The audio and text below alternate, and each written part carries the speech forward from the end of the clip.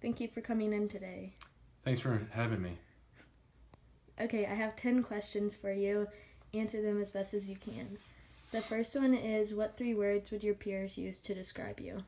I would say kind, dependable, and ambiguous. Okay, the second question is, have you ever been in a leadership role? Yes, I have. I worked as a shift leader at Embassy Suites as a valet, working third shift, uh, and I led. There was only one other person, but I led, the whole facility overnight from 11 to 7, and my job was to um, organize the cars, audit, say how many customers' cars were in the lot, which lot they were in, what kind of car they have.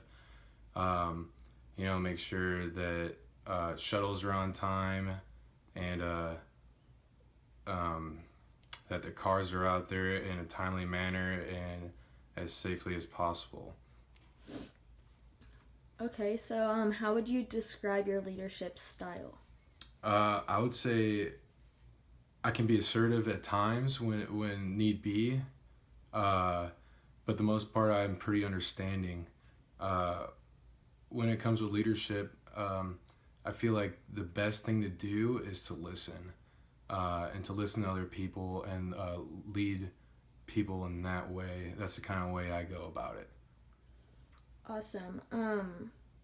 How do you work in a team setting? Um, well, I can give an example of.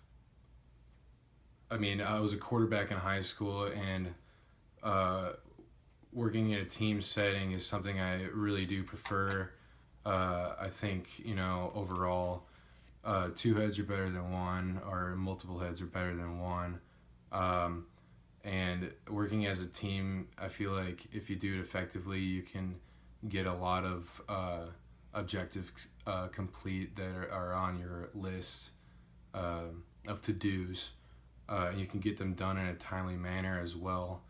But going back to me being a quarterback, um, I feel like as a quarterback, um, you're the guy that calls the shots.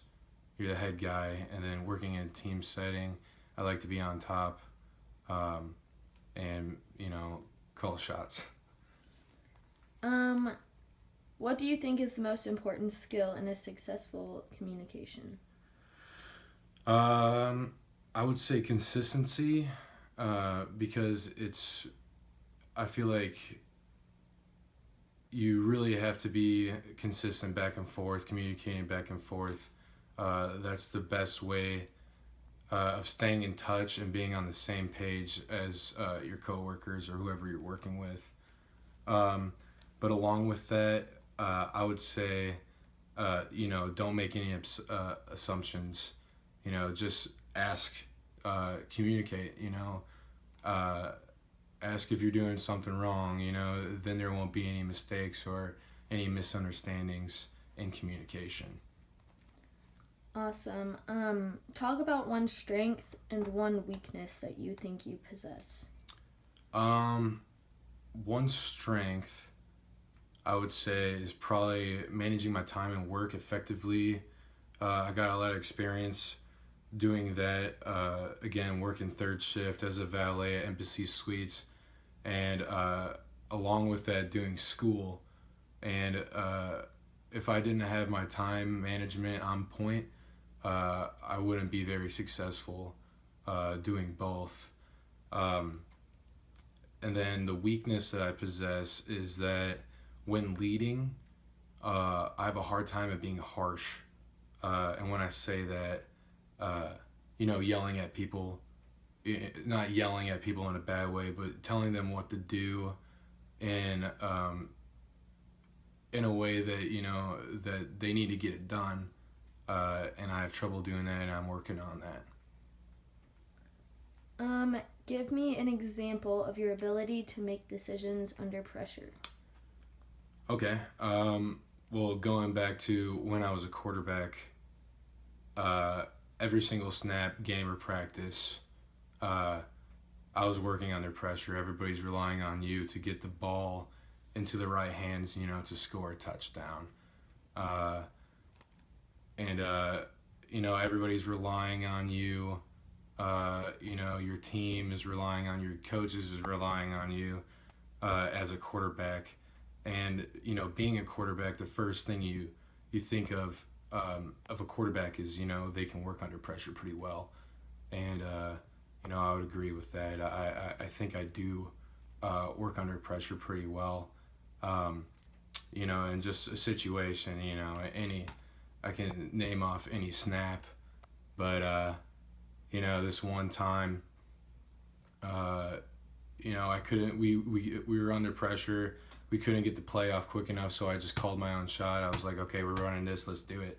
We ended up scoring on that play, and the coach was like, hey, well done. I mean, you had to take matters into your own hands. Awesome. Describe a situation in which you had to handle a difficult and demanding patient. Okay. Well, I can remember this is early on into my valet career. I was working first shift, uh, and customers are usually checking out at that time. And I can remember there was this one customer that had two key fobs, and he called down and he was like, "Have our car ready on the ramp. We're gonna come down in 30 minutes." So we got his car, had it waiting out there for him, and then next thing you know, the car was gone. 3 hours later, the customer ends up calling back to our front desk, asking us, where's that key that we gave you? And we're like, sir, being nice and polite, sir, you're supposed to come up to the desk and we're supposed to escort you to your car, put your luggage in there, get you on your way. And he was kind of pissed about the situation at the time, but after talking to him, calming him down and saying that it's not that big of a deal, we can get this key fob shipped off to you to your house, overnight, free of charge on us. And then after that situation, he seemed pretty satisfied. Have any of your coaches or anything been really demanding? Yeah. Oh, yeah. Every time, I mean, as a quarterback, I feel like they ask the most out of me as a player. Uh, and yeah, I guess that would be another time that, I was in a situation where someone was pretty demanding, and I feel like I took uh, that situation in a positive way. Can you take or describe a time when your work was criticized? Yes. Working third shift, our job was to get everything set up, uh, whether it be like where the cars are, if there's shuttles to the airport that need to be ready and to get going right in the morning, who's on that shuttle, whose cars need to be pulled up right in the morning, where's their luggage if we have them claimed for them, stuff like that we need to get situated for first and second shift. If we weren't situated by then, when 7 o'clock comes around, when first shift starts to come in, uh, they're not going to be as successful, or we're not going to set them up for success if we don't have all that stuff in line. So it was a really easy situation for them to criticize what you were doing. Yes, I would say so. I mean, here's an example. If I came in and right when 7 o'clock hits, there's 6 cars on the ramp, and at that time there's only 2 guys running to get cars. If we knock out those cars, get the customers on their way right away, first shift comes around, and they're coming in with a clean slate and not picking up our mess, so to say. Alrighty, so what would you say your long-term career goals are?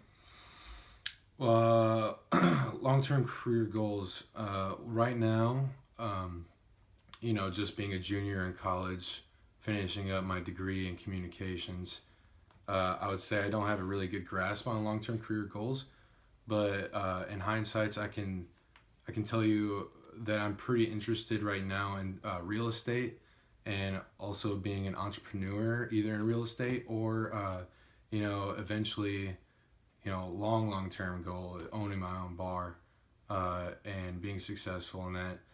The way I look at it is that if you put the time and effort into anything, you can be successful. And following your dreams is another big thing that I live on.